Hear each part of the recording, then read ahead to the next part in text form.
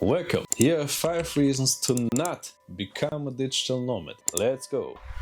My name is Anton from Coding Rich, and on this channel I talk mainly about making money, programming, traveling and overall cool things. Let's go!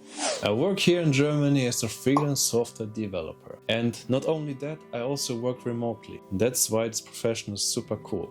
And because of that, I was thinking, hey, I could use this opportunity to travel for a long time and see all the places that I wanted to see. And those places are all in Asia. Like, I was always curious about Thailand, Philippines, China, Japan, Singapore and all those other neighbor countries. And I've seen them now, and I've spent over 9 months abroad, living there, working there, seeing all those countries. And things are not always good as they seem on the internet with, you know, the guy laying on the beach and like working on his laptop. Like, it's not always like that. There are also many downsides. And here's 5 of the biggest downsides and problems that I found as a digital nomad. Problem number 1, loneliness. I can only speak for myself and it's hard to generalize, but I can imagine many of you will share my opinion. So the first thing is loneliness. And what do I mean here? Imagine you're abroad and you work there, and due to the time zone you usually have to work also in the evening probably, or in the early morning. So life is already a little bit different than at home. And now all your friends are at home, your family, your home country, you let it behind your back, and now you're far away in South America, Africa, Asia. And the first few weeks are cool, of course. You see all the great touristy places that you wanted to see, you experience new food and new climate and whatever else. After a while, like, this excitedness like fades away because you slowly get used to it, and then you're busy with working and living your normal life. And of course you will video call your friends and your families and your loved ones, but video calling them is totally different than like seeing them and like holding them and hugging them, and you will start to miss them quickly. That's what happened to me. I missed my home, my cats, the street I live in, the grocery store, the city center, and many other things. But what can you do against loneliness? Of course, you can be comfortable with yourself, and I would say with most people that works for a while, but still, we are social beings. We need to hang out with other people, with people we care about, and they care about us. And it's not good for a human to always be alone. Of course, I made some short-time friends and met some tourists and hanged out with them for a while, but it's still not the same. It's not people you deeply care about because you only know them for a few weeks. The people you care about are at home, and all the things that you're familiar with are also at home. If you're a type of person who hates their home, who has no family and no friends and hates them, then of course you might find new friends and start your own family somewhere else. That's a different thing. But for most people, I would say they underestimate the fact that they can get lonely, and even if they make some friends, even if they find a girlfriend or a boyfriend, still the loneliness can be there. So be aware of that. Number 2, it's expensive. Let me tell you how I traveled. Like, I go to a place, I stay there maybe for 1 or 2 weeks, and then I get bored. Then I want to see the next place, maybe the next city, maybe the neighbor country. Then I book a flight, then I go there, the next hotel. Then I again see all the touristy places. They cost money, the hotel costs money, the plane costs money, the food costs money. Then in the end I had to pay at least 1,500 euros or dollars per month to have a normal life. And I tried always to live a cheap life, like the cheap hotel and like not too expensive restaurants, like something very basic. But still, here at home I don't have to pay much money. I pay my rent, some groceries, some car insurance, and that's it. There is no hotel because a hotel is like 2 or 3 times as expensive as a rent, and renting makes sense if you want to stay for a longer time. But I would say most people don't want to stay at one place for a long time, but want to travel and like see many different locations. And so things can get expensive, and like when you think about it, it can hurt. But otherwise you also get the experiences, so that's a plus side, of course, also. But I would say if you don't make much money and you're conscious with your spending, then being a digital nomad might not be the best thing for you. And also I met many other nomads, of course, in Chiang Mai, in Thailand overall, there's many of them.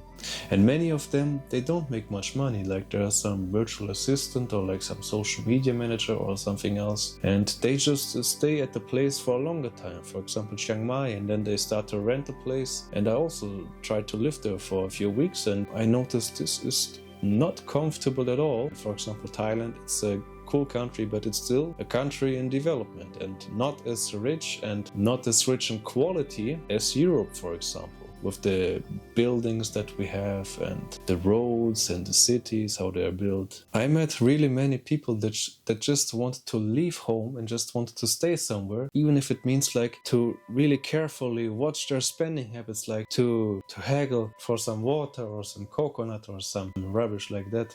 And that's not a comfortable way of living. You want to live like normally, like not always watching your money. And so I can recommend, if you don't make much money, like 2,000 or 3,000 at least, or you're very conscious about your spending habits, this point can really affect you.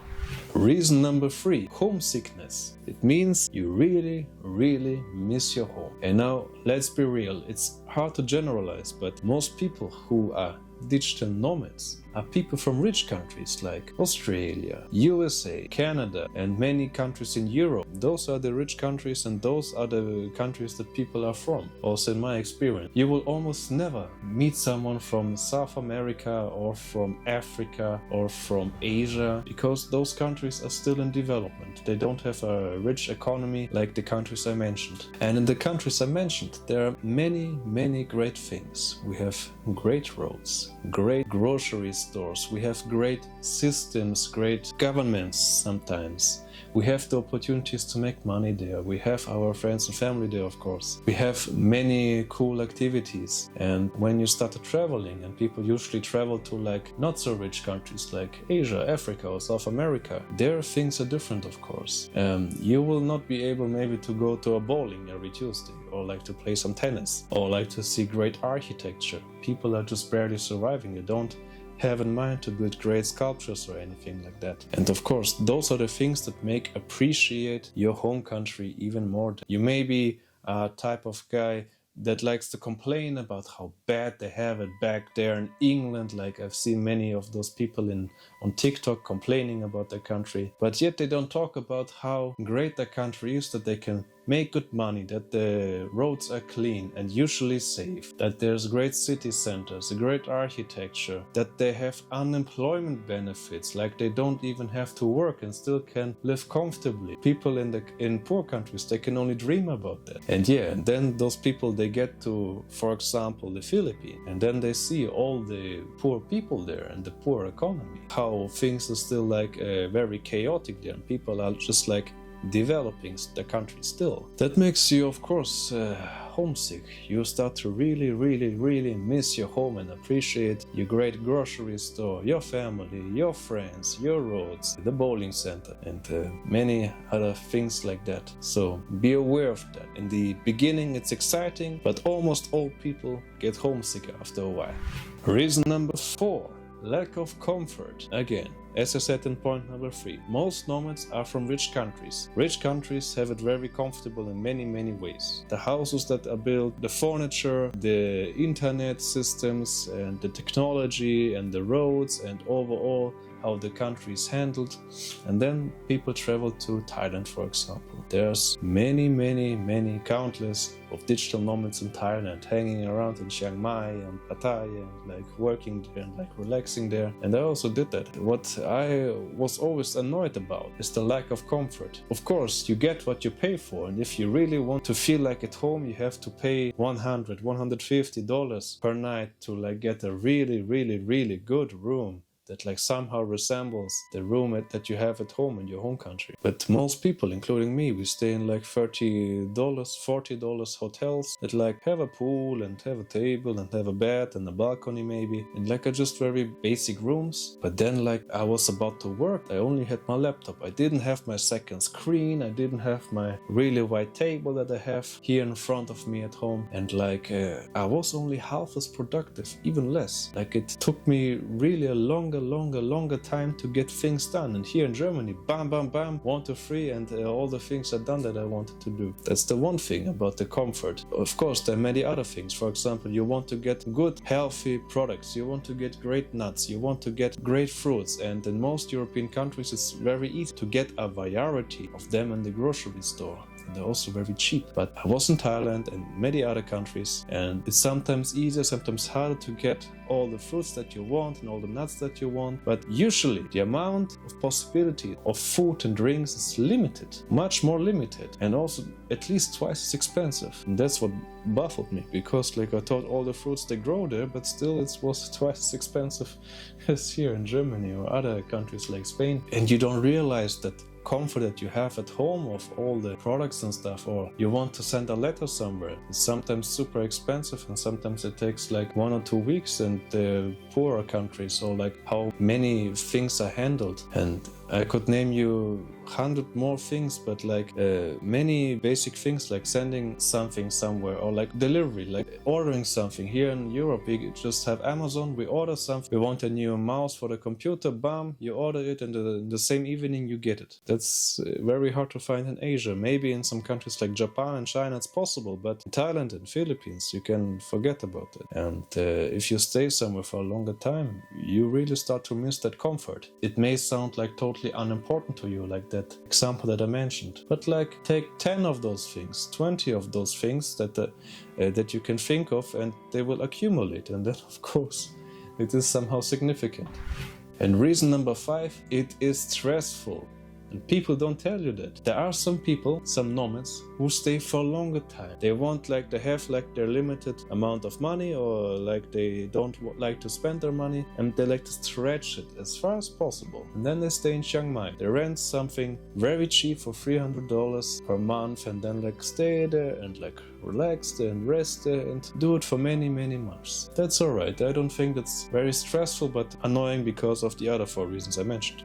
Most digital nomads, like me, we like to see as many places as we can, the place that we want to see. And so my travel was like, I go to a country, Thailand. I start in Bangkok. Okay, cool. After 2 weeks, it's not interesting anymore. I go to the next place, Pattaya. Okay, after 2 weeks, it's alright. Then go to Koh Samui, and so on. And do that. You'll see many cities, many islands, and then you're like, okay, enough of Thailand. I want to go to Laos. Then a few days in Laos, I was like, okay, enough of Laos. Let's go to Philippines. And you see, you will repeat that cycle all the time, and that of course costs much money. But the bigger factor is it is very stressful, and in the first few months you do it, it's of course exciting and you like have fun, like finally flying the planes all the time. But when it becomes a routine and your new way of living as a digital nomad, then it gets annoying, it gets stressful. It's not good for your body to fly all the time, especially if you fly at night. It's like very damaging to your body. And then I had to carry my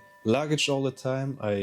Of course I had some things there, some clothes. I've seen some people with big bags on their back, and I always thought it looked very silly, like I didn't want to do that. So I had a luggage like a normal person with me, and I traveled with that. And of course when it's like 6 a.m. and you arrive somewhere in the next country and you have to drag that thing, and someone broke the wheel of your luggage, and then you like have to check in somewhere and you just want to sleep, it's like very stressful. Then like the Wi-Fi doesn't work from the hotel, or like the connection at your computer doesn't work for some strange reason, and many other things that don't work. The shower doesn't work, the toilet is clogged, you have to check into a new hotel all the time because you're traveling so much. It's alright if you do it for 2 weeks or a few months if you've never done that, but after a while it gets super tiring, super stressful for your body. And I can assure you, after 9 months I have absolutely zero desire to go somewhere that far again in the near future.